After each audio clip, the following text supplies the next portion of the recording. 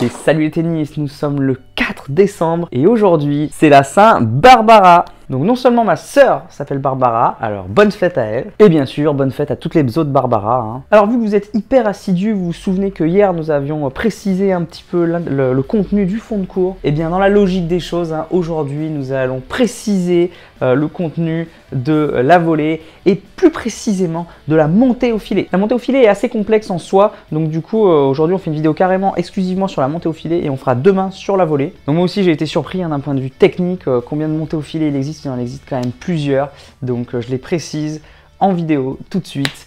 C'est parti! Alors, le jeu au filet. Le jeu au filet peut être segmenté en 4 catégories. Donc d'abord, il y a la montée au filet.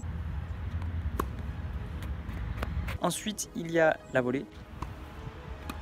Ensuite, il y a le smash.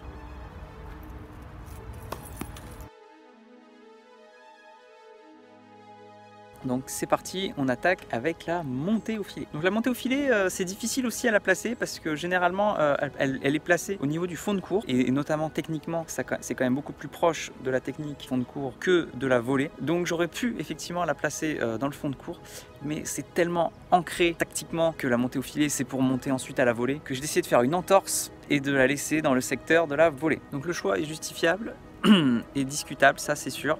Alors on va voir tout de suite maintenant, donc sur un plan purement technique, la montée au filet est vraiment de 4 types. Donc ça c'est un des basiques quand on enseigne le tennis, hein, quand on passe moniteur de tennis, on nous demande ces 4 principes. Donc voilà, si vous êtes moniteur de tennis, n'oubliez pas de l'apprendre, c'est important. Et si vous voulez progresser dans cette montée au filet pour vous, voilà, n'hésitez pas à vous entraîner à ces 4 types de montées. Donc quels sont-ils? Donc la première, c'est dans la foulée. Donc c'est appui ouvert, appui sur la jambe extérieure. Ensuite, on transfère vers l'avant et on monte à la volée. Il y a ensuite l'appui en ligne. Donc c'est le classique. La jambe, quand on est droitier, c'est la jambe gauche devant. On frappe et on monte au filet.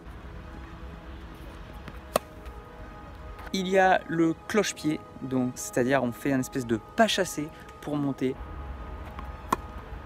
Donc ça c'était beaucoup plus par le passé, ça se voit un petit peu moins maintenant. Et il y a là aussi le pas de tango, notamment en revers coupé, donc ça c'est très spécifique. C'était surtout dans le passé qu'on le voyait, maintenant on le voit quand même un peu moins, mais ça existe quand même et pourquoi pas.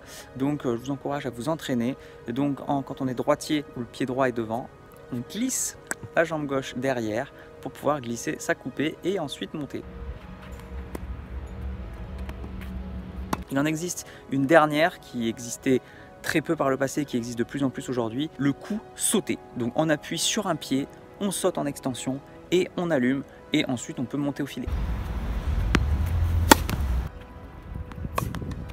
Après, c'est discutable ce coup parce que c'est plus un coup d'attaque qu'une montée au filet pure. Donc souvent c'est quand même pour faire très mal et conclure le point et on monte quand même au cas où derrière. Donc voilà, mais on peut l'inclure ici pour une montée au filet. Donc voilà les 5 éléments qui existent pour la montée au filet. Et la question que je vous pose c'est est-ce que vous les maîtrisez tous les 5? Si la réponse est non, et bien c'est parti, vous allez vous entraîner. Donc toujours sur un plan technique, la montée au filet peut aussi être conséquente de la tactique employée. Et quand on monte au filet, il y a globalement 4 tactiques qui se démarquent. Il y a la montée en débordement, donc on va essayer vraiment de déborder l'adversaire et de jouer loin, là où il n'est pas. En fixation, donc là on va jouer sur le joueur pour qu'il gêne et qu'il ait du mal à frapper, ou au centre pour éviter que l'adversaire trouve des angles et vraiment pouvoir bloquer un peu tout le terrain.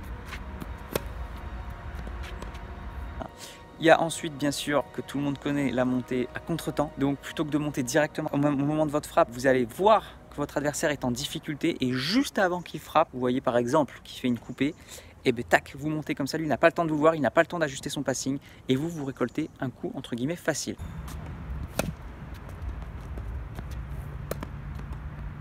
Attention avec cette technique, hein, il faut que ce soit bien vu tactiquement parce que si vous vous loupez, vous êtes quand même loin du filet et en difficulté. Et le dernier élément, bien sûr, c'est le service volé, c'est la montée au filet qui suit directement le service. Donc c'est un coup pareil qui perd de nos jours, qui se perd. Il y en avait beaucoup avant, mais voilà, avec le ralentissement des surfaces, on le voit de moins en moins. Mais ça existe et ça peut être une très bonne tactique. J'espère que vous maîtrisez tous ces éléments.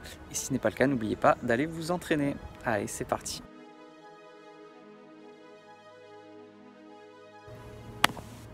Oh!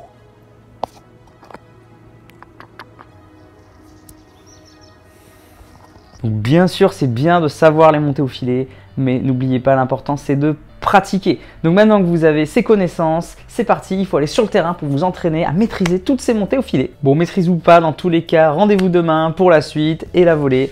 Et moi je vous dis, qu'est-ce que je vous dis déjà? Ah oui, allez jouer au tennis, progressez et surtout, faites-vous plaisir. Ciao!